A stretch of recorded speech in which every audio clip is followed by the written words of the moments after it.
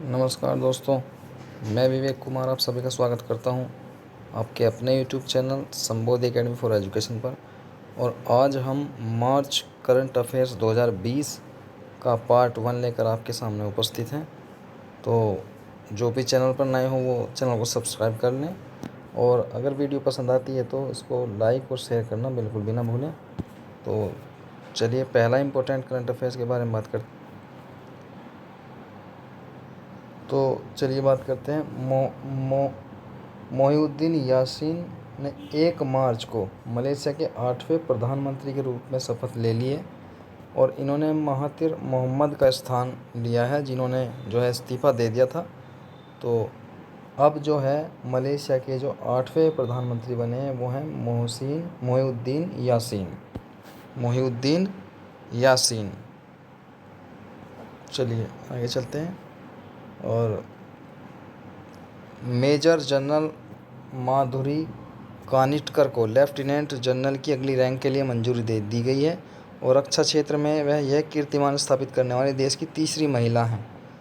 और lieutenant general Katiyar ने नई दिल्ली में deputy chief integrated defence staff medical chief of defence staff के तहत का कार्यभार संभाला, और इसके साथ ही वह सशस्त्र बलों की पहली जो है चिकित्सक बनी थी, और जो यह पद संभालेगी। और इनके पति जो हैं राजीव कानिटकर भी लेफ्टिनेंट जनरल के पद से सेवानिवृत्त हुए थे, और भारत के इतिहास में पहला मौका है जब पति पत्नी दोनों ही सेना में लेफ्टिनेंट जनरल बने हों। चलिए आगे बात करते हैं।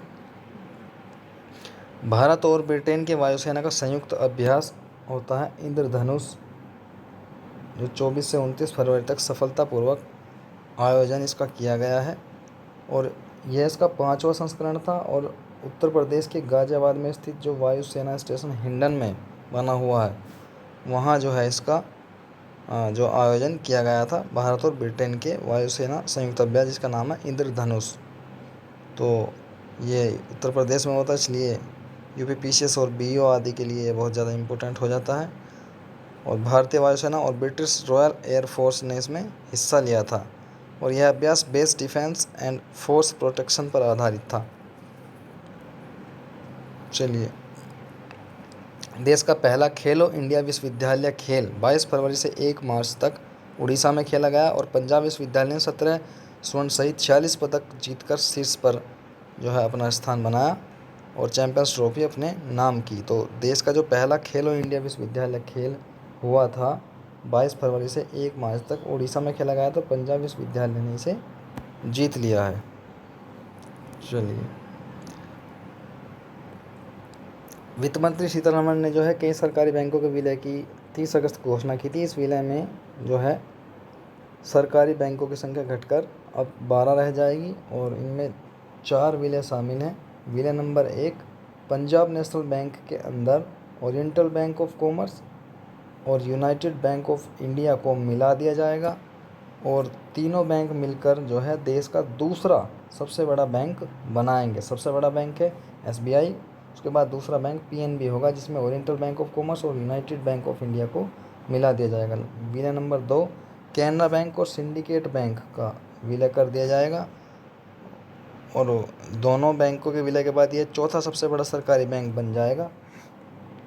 जबकि तीसरा जो बड़ा बैंक है वो है बैंक ऑफ बड़ौदा, जिसमें देना बैंक और विजय बैंक को मिला दिया गया है, और वो अप्रैल से जो है वो विलय प्रारंभ हो गया है। विलय नंबर 3, यूनियन बैंक में आंध्रा बैंक और कॉरपोरेशन बैंक का विलय कर दिया जाएगा, और देश का 5वां सरकारी बैंक बनेगा। विलय नंबर 4, इंडियन बैंक में इलाहाबाद बैंक का विलय कर दिया जाएगा, जिससे 7वां सबसे बड़ा सरकारी बैंक बनेगा। तो इस प्रकार से ये विलय होगा, और कुल बैंकों की संख्या घटकर 12 रह जाएगी। चलिए, सुप्रीम कोर्ट ने बैंकों और वित्तीय संस्थानों को क्रिप्टो करेंसी से संबंधित सेवाएं देने की इजाज़त दी है।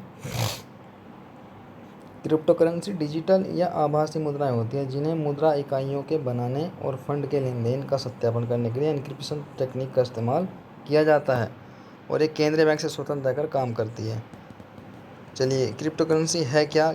ये एक प्रकार की आभासी या वर्चुअल मुद्रा होती है, और यानी एक इस तरह की मुद्रा जिसका कोई भौतिक स्वरूप नहीं होता है, फिजिकल नहीं होती वो, और इसको आप ना देख सकते हैं ना छू सकते हैं। ये डिजिटल करेंसी है, जैसे बिटकॉइन, इथीरियम, रिप्पल, लाइटकॉइन आदि कुछ प्रमुख क्रिप्टो करेंसी हैं। यानी बिटकॉइन, इथीरियम, रिप्पल, लाइटकॉइन, ये इत्यादि कुछ मुख्य क्रिप्टो करेंसी। इनके नाम दे सकता है कि बिटकॉइन क्या है तो एक क्रिप्टो करेंसी, या इनमें से बताइए कौन सी क्रिप्टो करेंसी नहीं है। इनमें से 3 दे देगा और एक कुछ और रख देगा। तो आपको याद रखना बिटकॉइन, इथेरियम, रिप्पल, लाइटकॉइन ये क्रिप्टो करेंसी होती हैं। चलिए, उत्तराखंड सरकार ने चमोली जिले के गैरसैंण को ग्रीष्मकालीन राजधानी बनाने की घोषणा की है, क्योंकि देहरादून जो है आज भी इसकी अस्थायी राजधानी है उत्तराखंड की। और ये 27वां राज्य बना था उत्तराखंड। 9 नवंबर 2020 को यूपी से अलग करके बनाया गया था। उसका उत्तराखंड हाईकोर्ट का जो है वो हाईकोर्ट का जो उत्तराखंड का जो हाईकोर्ट है नैनीताल में है। और अब जो है गैरसैंण को ग्रीष्मकालीन राजधानी बनाया जा रहा है। चलिए, और ये देश का ऐसा 5वां राज्य है जिसकी डबल राजधानी है। तो उत्तराखंड हो गया, और आंध्र प्रदेश जिसकी 3 राजधानियों का प्रस्ताव है, हिमाचल प्रदेश, महाराष्ट्र और जम्मू कश्मीर। तो इस प्रकार से 5 राज्य हैं जिनकी डबल राजधानियाँ हैं, जम्मू कश्मीर, महाराष्ट्र, हिमाचल, आंध्र प्रदेश और अब उत्तराखंड भी उसी प्रकार का है। और प्रत्येक वर्ष 8 मार्च को अंतर्राष्ट्रीय महिला दिवस के रूप में मनाया जाता है। यह दिवस समाज में स्त्री पुरुष समानता लाने, महिलाओं की उपलब्धियां उजागर करने और प्रत्येक क्षेत्र में उनकी भागीदारी बढ़ाने के उद्देश्य से मनाया जाता है। 28 फरवरी 1909 में सोशलिस्ट पार्टी ऑफ अमेरिका ने न्यूयॉर्क में महिला दिवस का ऐलान किया था, और 1977 में 8 मार्च को अंतर्राष्ट्रीय महिला दिवस के रूप में मंजूरी दी। तब से अंतर्राष्ट्रीय महिला दिवस मनाया जाता है। इस बार जो 2020 की इसकी थीम थी वो थी स्त्री पुरुष समानता की पीढ़ी, महिला अधिकारों का सम्मान, यानी I am generation equality, realising women's rights. चलिए, हथियारों की निगरानी करने वाली एक संस्था है सिप्री, यानी Stockholm International Peace Research Institute. इसने हाल ही में आयातक और निर्यातक देशों की 2015 से 19 की रिपोर्ट जारी की है। इस रिपोर्ट के अनुसार भारत जो है दुनिया का दूसरा सबसे बड़ा हथियार आयातक देश है, और जो पहले नंबर पर है वो है सऊदी अरब। यानी सऊदी अरब सबसे दुनिया में सर्वाधिक हथियार खरीदता है। उसके बाद भारत, उसके बाद मिस्र यानी इजिप्ट, और उसके बाद ऑस्ट्रेलिया, और उसके बाद चाइना।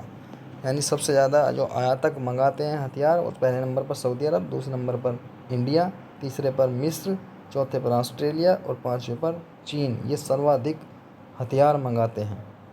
और जो भेजते हैं यानी निर्यात करते हैं यानी एक्सपोर्ट करते हैं, तो दुनिया में सबसे ज़्यादा हथियारों का निर्यात अमेरिका कर रहा है, और इसके बाद रूस, फ्रांस, जर्मनी और चाइना करते हैं। यानी चाइना जो है 5वें नंबर का ही आयातक है और 5वें नंबर का ही निर्यातक है हथियारों के मामले में। यहाँ ऐसे भी क्वेश्चन बन जाता है कि निम्न में से कौन सा देश हथियारों के निर्यात और आयात के मामले में 5वें स्थान पर आता है, तो चाइना। चलिए, रणजी ट्रॉफी 2019-20 यहाँ से भी क्वेश्चन पूछ लिया जाता है कभी कभी। पहली बार सौराष्ट्र ने जीत लिया है, और किसे हराकर? बंगाल को हराकर जो है सौराष्ट्र ने ये मैच जीत लिया है। और सौराष्ट्र ने पहली बार 425 रन बनाए थे, जबकि बंगाल की टीम पहली पारी में 381 रन पर ही सिमट गई। तो इस तरह से सौराष्ट्र ने पहली बार रणजी ट्रॉफी, जो कि क्रिकेट से संबंधित है, का खिताब जीत लिया है। तो चलिए दोस्तों, आज के इस लेक्चर में इतना ही। फिर कल मिलते हैं, और आपको वीडियो पसंद आई हो तो इसको शेयर लाइक करना बिल्कुल भी ना भूलें। चलिए दोस्तों, थैंक यू।